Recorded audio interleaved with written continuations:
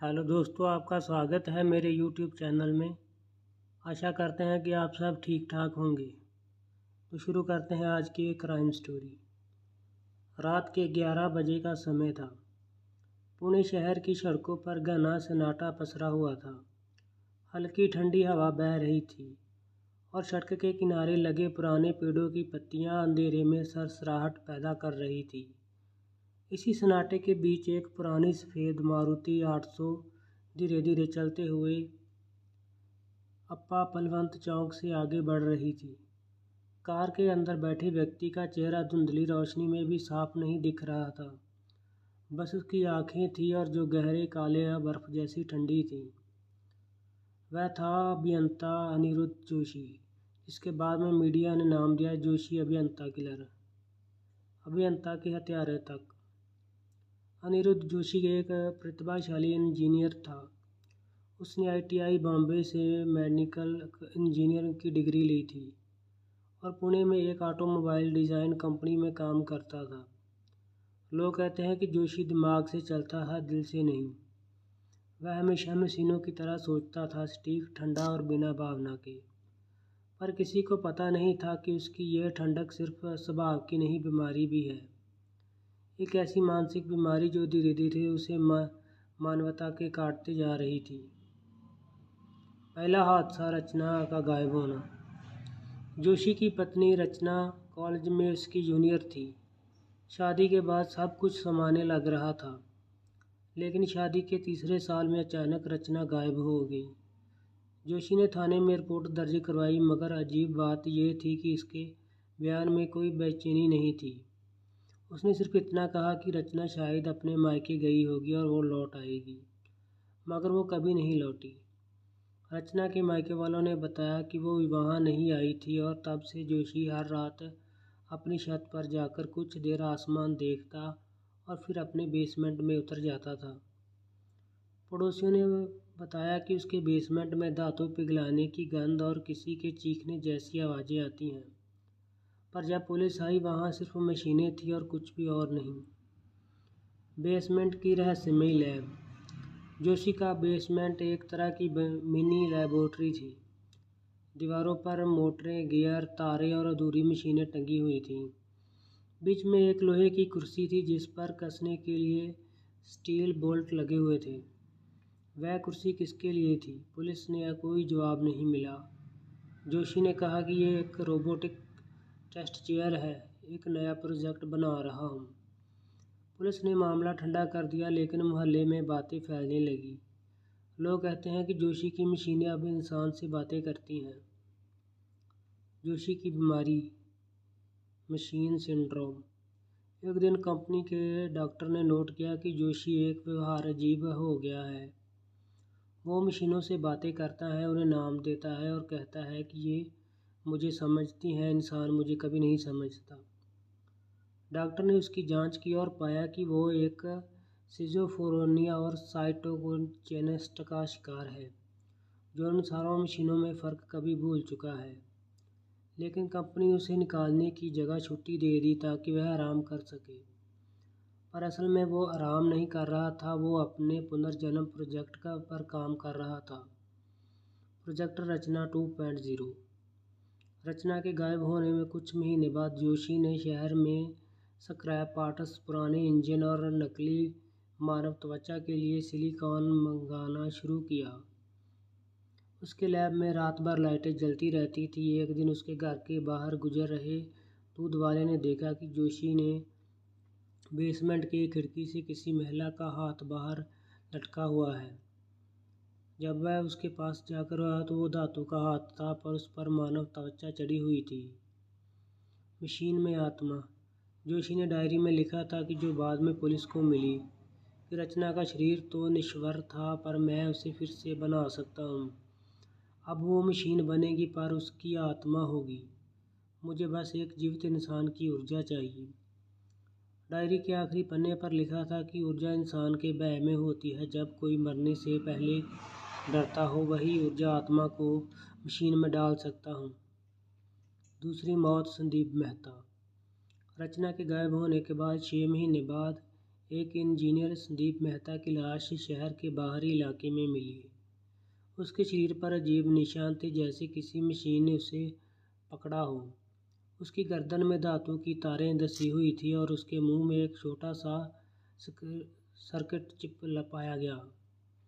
Police हैरान थी कि इस इंसान ने ऐसा किया होगा, पर जोशी ने उस दिन नोटबुक में लिखा था कि ये पहली बार बोलने की कोशिश कर रही है।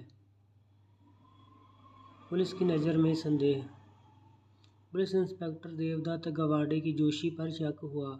उसने एक रात उसके घर की छत पर नज़र रखी। रात के करीब 2 बजे उसने देखा कि जोशी एक लोहे का बक्सा लेकर बेसमेंट में आया और फिर कुछ देर बाद अंदर से मानव चीख सुनाई दी। पुलिस अंदर घुसी पर बेसमेंट खाली था। सिर्फ दीवारों पर एक नई मशीन लगी हुई थी जो धड़क रही थी, जैसे कोई इंसान का दिल धड़क रहा हो। गवाडे से पूछा, जोशी, यह मशीन क्या है? जोशी मुस्कुराया और बोला, रचना वापस आ गई है, लेकिन अब वो बोलना सीख रही है। पुलिस ने उसे मानसिक रोगी समझकर छोड़ दिया, लेकिन गवाडे की उस रात सपनों में वो मशीन दिखी जो इंसानी दिल की तरह धड़क रही थी। रचना की वापसी। कुछ हफ्तों बाद शहर में एक नया डर फैल गया। रातों में लोग घरों से पास कोई लोहे की चाल सुनाई देती थी, जैसे कोई भारी धातु से बना इंसान चल रहा हो। कई लोगों ने बताया कि उन्होंने एक महिला जैसी आकृति देखी है, जिसकी आंखें लाल और शरीर पर सिलिकॉन की चमड़ी चढ़ी हुई है। पुलिस ने जब सीसीटीवी में देखा तो वहां जो दिखा उसको सबको हिला के रख दिया। कैमरे में दिखी एक आकृति महिला जैसी थी, पर उसके हाथों में स्पार्क्स निकल रहे थे और उसकी आवाज़ रोबोट थी। अनिरुद्ध, मैं लौट आई हूँ, वो बोल रही थी, रोबोट। तीसरा शिकार, गवाडे इंस्पेक्टर।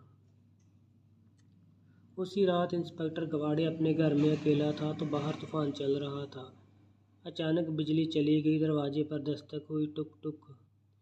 वो कौन है? अंधेरे में एक आवाज़ आई, रचना। जब उसने टॉर्च जलाई तो सामने वही मशीन थी, महिला जैसी आकृति, आधी धातु आधी मांस और आंखों में लाल रोशनी। वो बोली, अनिरुद्ध कहता है कि तुम उसकी मशीन को रोका है, अब सज़ा मिलेगी। अगली सुबह गवाडे का शव घर में मिला। उसका दिल निकला हुआ था और पास में मशीन के गियर बिखरे पड़े थे। अब जोशी गायब। पुलिस ने अब जोशी के घर पर छापा मारा। वो वहाँ नहीं था। सिर्फ बेसमेंट में एक नया नोट पड़ा था, मुझे और ऊर्जा चाहिए, रचना अब पूरी नहीं हुई। मैं शहर में जा रहा हूँ अगले चरण के लिए। बेसमेंट की दीवारों पर खून से लिखा था कि प्रोजेक्ट रचना फेज 2, परफेक्ट ह्यूमन मशीन। बागवन का मोड़। 2 महीने बाद पुणे के बाहर एक गांव में कसारवाड़ी में लोग रात में अजीब रोशनी देखते हैं, कभी नीली कभी लाल, तो कभी कोई फैक्ट्री चल रही हो। लोग कहते हैं कि वहाँ पुराने शेड में एक आदमी और एक औरत रहते हैं जो कभी दिन में बाहर नहीं आते। रात में लोहे की आवाज़ें, किसी के रोने की चीखें और फिर सन्नाटा छा जाता है। गांव के एक बुजुर्ग ने बताया कि उसी रात जब मैंने झरोखे में देखा तो एक आदमी किसी महिला के सिर पर तार डाल रहा था और वो मशीन के नीचे कांप रही थी। उसके बाद वो औरत उठी और उसकी आंखों लाल हो गई। कसारवाड़ी का शेड। पुणे के करीब 30 किलोमीटर दूर कसारवाड़ी नाम का एक छोटा सा गांव था। गांव वाले कहते हैं कि वहाँ की पुरानी फैक्ट्री में कोई भूत प्रेत बसता है। रात में वहाँ से धातु के टकराने की आवाज़ आती है और हवा में जले हुए तेल की गंध फैल जाती है। किसी को पता नहीं कि इस फैक्ट्री के अंदर कौन था। वो अनिरुद्ध जोशी था और उसके साथ ही मशीन की रचना। प्रोजेक्ट रचना फेज 2। जोशी अब पूरी तरह से पागलपन की हदें पार कर चुका था। वो खुद को भगवान समझने लगा था। वो इंसान को मशीन में बदल सकता था। उसकी नई डायरी में लिखा था कि रचना अब बोल सकती है, पर उसका दिल अभी भी धातु का है। मैं अब इंसानों के दिल को जीवित स्पार्क निकालूंगा ताकि वो सबसे ज़िंदा हो सकें।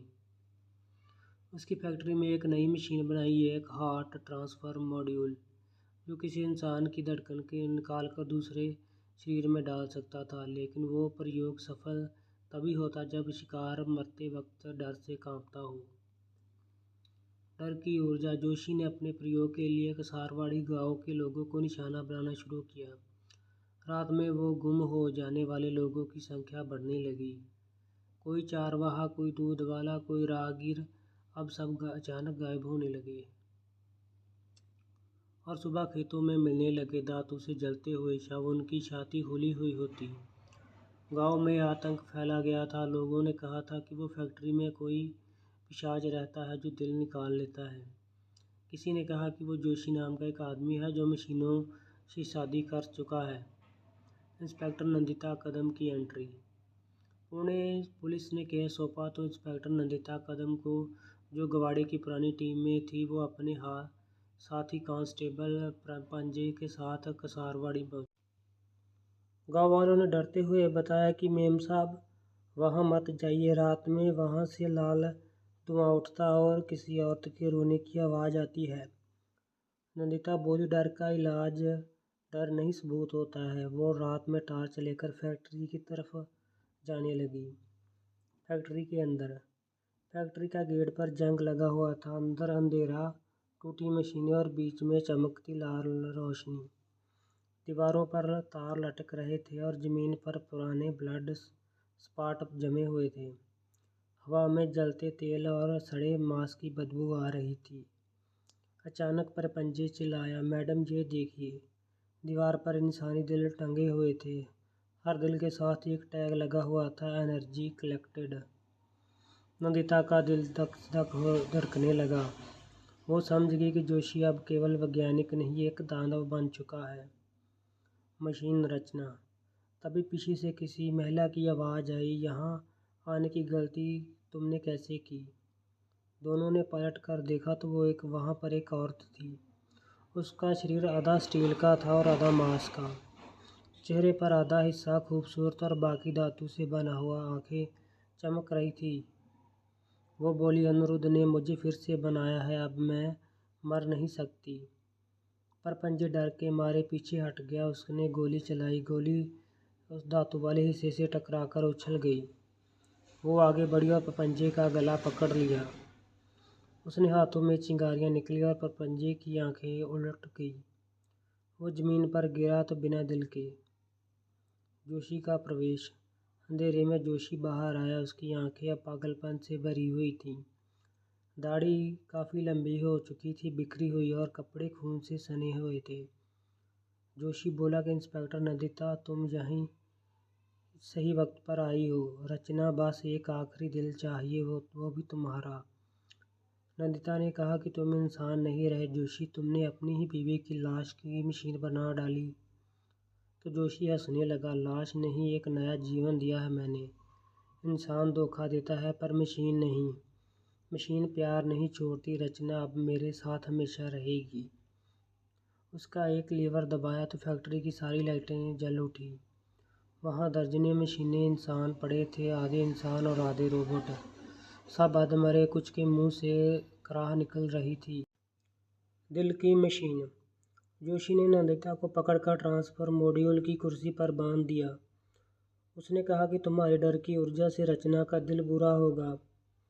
रचना मशीन में वापस आकर कहा, तुम्हारे डर की ऊर्जा से रचना का दिल बुरा होगा। रचना मशीन के पास आकर कहा कि अनिरुद्ध, मैं दर्द महसूस कर रही हूँ। जोशी मुस्कुराया, बस कुछ पल और फिर तुम अमर हो जाओगी। वो मॉड्यूल चालू करता है, मशीनें गरजने लगती हैं। नंदिता चिल्लाती है, जोशी ये विज्ञान नहीं, शैतानियत है। अचानक रचना की मशीन में शॉर्ट सर्किट हो जाता है और वो चीखती है। उसकी आंखों में चिंगारियां निकलती हैं। रचना की यादें लौटना। अचानक रचना के मुंह से इंसानी स्मरण जाग जाते हैं। वो कांपते हुए मशीन से कहती है कि तुमने क्या किया मेरे साथ? मैं इंसान थी, तुम्हारी बीवी हूँ, मैं मरना चाहती हूँ। जोशी चीखता है, नहीं, तुम मेरा सपना हो, तुम मर नहीं सकती। रचना का रोबोट शरीर तेजी से हिलने लगता है और जोशी की ओर बढ़ता है। तूने मेरा दिल चुराया है, अब मैं तुम्हारा दिल लूँगी। वो जोशी को पकड़ती है और उसे हार्ट ट्रांसफर मॉड्यूल में उसका सिर ठोक देती है। मशीन चालू होती है और जोशी का दिल मशीन में खींचकर चला जाता है। अंत की फैक्ट्री। अब्दुल बैठती है। जोशी की लाश मशीन पर झूल रही होती है। रचना अब शांत खड़ी थी और उसके शरीर में धुआं उठ रहा था।